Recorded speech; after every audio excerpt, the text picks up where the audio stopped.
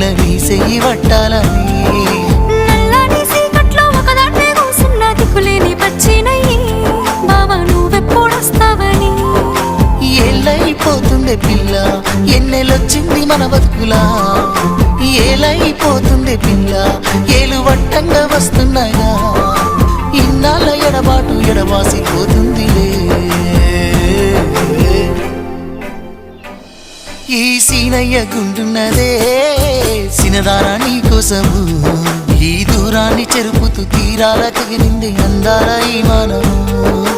ఓ బాబా చూస్తున్నానే ఇంటి మీనంగా ఈ మనము ఎప్పుడెప్పుడు